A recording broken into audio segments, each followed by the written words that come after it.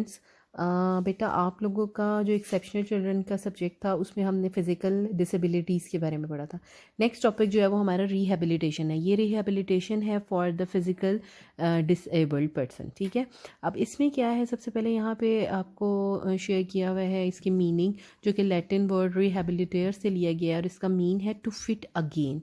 ठीक है, तो इसका क्या मतलब है कि जो रिहैबिलिटेशन प्रोग्राम्स होते हैं वो उन लोगों के लिए होते हैं कि जो खुदा न खास्ता किसी इलनेस की वजह से, किसी इंजरी या डिज़ीज़ की वजह से अपने जो नॉर्मल कंडीशन है या कोई भी जो नॉर्मल फंक्शन है बॉडी का वो नहीं कर पाते और उसको दोबारा से रिहैबिलिटेशन प्रोग्राम या सर्विसेज के ज़रिए रीस्टोर किया जाता है फॉर नॉर्मल लाइफ। और वो किस हद तक रीस्टोर होता है वो हम जो है डिस्कस करेंगे आगे।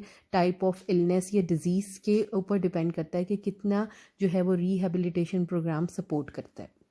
ठीक है, तो अगर हम इसमें डेफिनेशन देखें तो रिहैबिलिटेशन जो है वो ट्रीटमेंट्स है या ट्रीटमेंट डिज़ाइन की जाती हैं for the facilitation of the physical disabled person through, आप कह लो इंजरी है, इलनेस है, डिज़ीज़ है, to as normal as condition possible.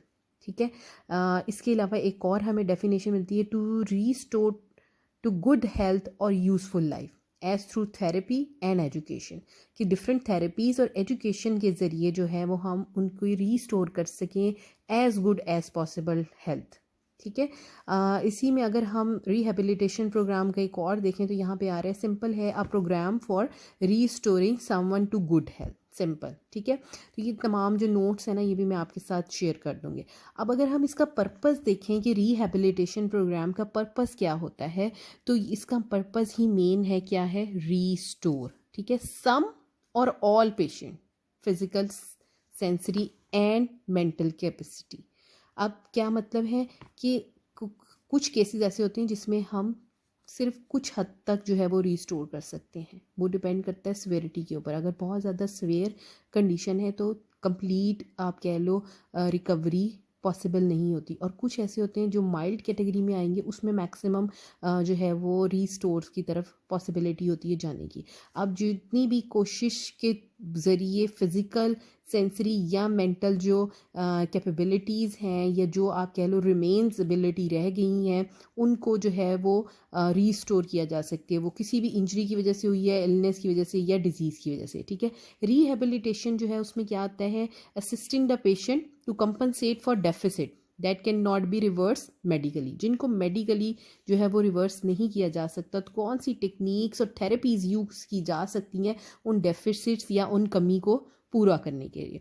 तो इसमें अगर हम देखें कि it is prescribed after many types of injury, illness, disease, including इसमें और क्या क्या आ जाता है कि किस किस के बाद जो है वो पॉसिबिलिटीज़ होती है, वो एम्पुटेशन है, ठीक है, आर्थराइटिस है, कैंसर है, कोई भी कार्डिक डिजीज़ है, न्यूरोलॉजिकल प्रॉब्लम है, या ऑर्थोपेडिक इंजरीज़ हैं जिसमें स्पाइनल कॉर्ड इंजरी, स्ट्रोक या ट्रोमेटिक ब्रेन इंजरीज़ भी इंक्लूड करती हैं। ठीक है, क्योंकि हमने पहले, आपको याद होगा, हमने डेफिनेशन में पढ़ा था कि जो भी फिज़िकल हमारी डिसेबिलिटीज़ आ रही हैं उसमें दो तरह की थी कैटेगरीज़। एक थी हमारी जो नर्व्स से रिलेटेड थी, ठीक है, और दूसरी थी हमारी ऑर्थोपेडिक।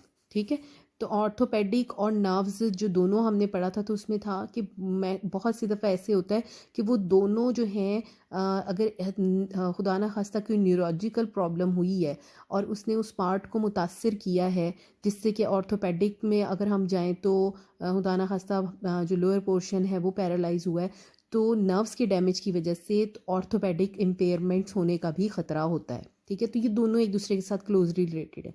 तो इनमें से कोई भी वजह बनती है, किसी भी कोई जो इलनेस है उसने न्यूरोलॉजिकल इम्पेयरमेंट कॉज की या ऑर्थोपेडिक की है, तो उन दोनों सूरतों में जो है वो बहुत सी रिहैबिलिटेशन सर्विसेज जो हैं वो प्रोवाइड की जाती हैं। रिहैबिलिटेशन सेंटर्स होते हैं, और इसमें अगर हम देखें तो प्रिकॉशंस क्या होती हैं कि जो भी रिहैबिलिटेशन सर्विसेज हैं वो क्वालिफाइड थेरेपिस्ट ही प्रोवाइड कर सकते हैं। एक्सरसाइजेज होती हैं और फिजिकल इंटरवेंशंस होती हैं जो कि बहुत ज़रूरी होता है कि जो पेशेंट है उसके डेफिसिट्स देखते हुए उनको डिज़ाइन किया जाए। हर थेरेपी जो है वो हर पेशेंट के लिए या हर सिवियरिटी के लिए जो है वो नहीं होती। ठीक, अगर हम इसमें टाइप्स ऑफ फिज़िकल रिहैबिलिटेशन देखें तो उसमें सबसे पहले आता है फिज़िकल थेरेपी।